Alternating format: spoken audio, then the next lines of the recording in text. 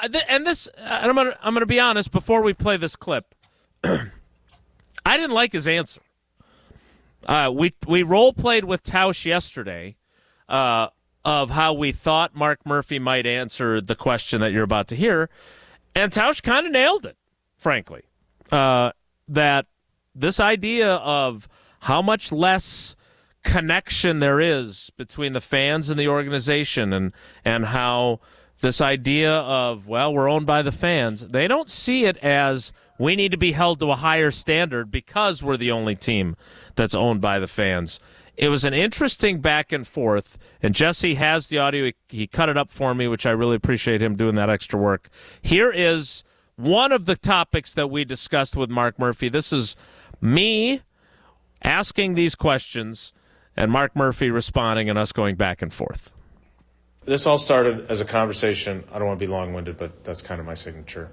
The off-season practices, the OTAs and the minicamp were closed to fans. We had 5 open practices, but it used to be that if it was open to us, that if it was open to them. And this led to a conversation with Tausch and me on the show. And I want to be clear, like, my grandparents had season tickets at State Fair Park in the 40s. I sat behind home plate as a kid at home games in Milwaukee. So I may be a reporter, but I understand some of the fan history, okay?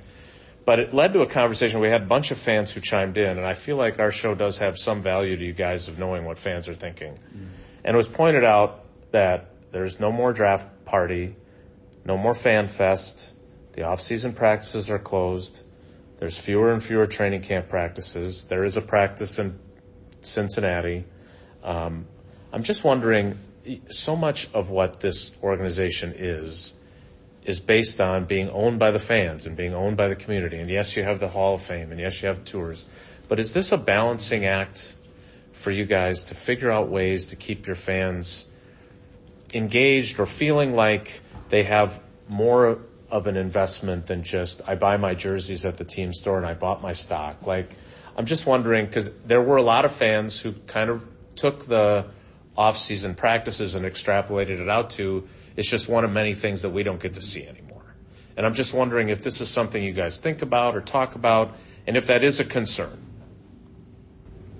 Well, we do think about it and talk about it. I think it's, well, first of all, the pandemic probably led to a number of changes, and then I think people got used to, having certain things a certain way. The Fan Fest, that's something, quite honestly, that turned into, was really more people seeking autographs and collectors than true fans. So what we try to do, and Aaron knows, you look at the tailgate tour, we go across the state. Right, which is great, yeah. But, we also want to make sure, and a lot of this is driven by football, and what can we do to make sure, we want to make sure that we're in a position to win championships. And so I think that's kind of the balancing, and what coaches are like, in terms of if you have too much public information out there, does that end up, harming you or giving other teams inside information? So it's more, you would say, at least the practice stuff is more, because there's some practices that Matt will have in camp here that'll be open to us but closed to fans. So you think it's driven primarily by football and competitive challenges? Reasons, yes. Okay. No.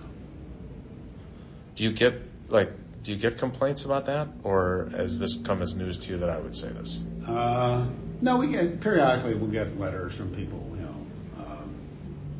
Change is hard for our fans. I would agree. Yeah. But the league has changed. We're in a different position. Training camp. Gosh, when Lombardi was coaching, with the 6 preseason games and fans, the practices and. Right. I still think we're a lot more accessible to our fans than probably any team in the league. All right, so there's some things that really bother me about that. Okay, first of all, I'm mad at myself because that pandemic excuse is garbage, and for me to say right or sure, that was a while ago now, and this was changing well before the pandemic. So I'm disappointed in myself for agreeing with him. That was one of those kind of like giving a courtesy laugh to a bad joke. I shouldn't have done that. That was bad on my part. But I think we do more for our fans than any other team in the league. What I should have said after he said that was, yeah, you should. Because you're the only one owned by the fans. Okay, so that I also am not happy with. But to me, and Brian, look, you play the game. You understand coaches. I understand coaches. They are paranoid by nature. But basically what he said was the fewer and fewer open practices are driven by the head coach and the general manager. That there's a concern about competitive disadvantage of the Bears are going to find out what we're doing because we had an open practice in June. And I think that's crap. And if that's what Matt LaFleur is telling him, why they have to close the practices, then I think he needs to say to Matt LaFleur, Matt, you're a great coach, we love you, but we're going to open this up for our fans. And I don't think that they're going to know that Christian Watson is running a jet sweep on September 10th in Chicago because we had an open practice in June. Sorry, not buying it. Yeah, I couldn't agree with you more. I remember how much fun it was during OTAs, and now hearing that they're limiting it in training camp too. Fans were at everything. I mean, I remember we were on Nitschke's in the back, right? That's Correct. Nitschke Field in the back, yeah. Yep. I remember in OTAs we were on Nitschke, and it was packed, jam-packed. Yep. Jam-packed for an OTA practice, and it was awesome. Like, it really was an awesome experience, awesome atmosphere. I feel like a lot of families got to take their kids and whoever to go watch that because, listen, during training camp, it's hard to get tickets to training camp and to go get a hotel in Green Bay. Like, it's hard. It's expensive. It's a lot of different things. But OTAs, it was a really good opportunity for people to go watch. And I know personally for my family, it was a great time for them to come watch. There wasn't a bunch of stress involved in it. it was just OTAs. It wasn't, obviously OTAs when I was going, it was almost like a training camp practice. Right. Shout out Coach McCarthy. But they were good practices to watch. You got to see a lot. You got to see a lot of the team. Never did I ever think that the Bears or the Vikings or the Lions or whoever were getting an advantage on us based on those practices being open, right? Like, at the end of the day, football is really simple, right? Like, I know a lot goes into it. But it's an execution game. It's blocking, tackling, catching, and throwing, right? Like, you may be able to watch our practice if it's open. You have no idea what the play is. You have no idea what's going on, but you see the end result, right? Like, and obviously nobody's out there recording because I'm pretty sure the Packers have security walking through the stand. I don't think that's happening, but, when that happens, when you go into a game situation, there's nothing that somebody could have sat in the crowd, went back to Chicago, said, hey, guys, want to let you know, when they're in this formation, they were practicing this at OTAs.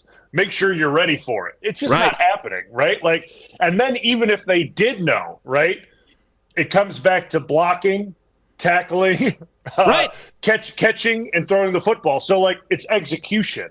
That's really what it is. So, the defense may know the ball's getting run to the right. Doesn't mean they can stop it.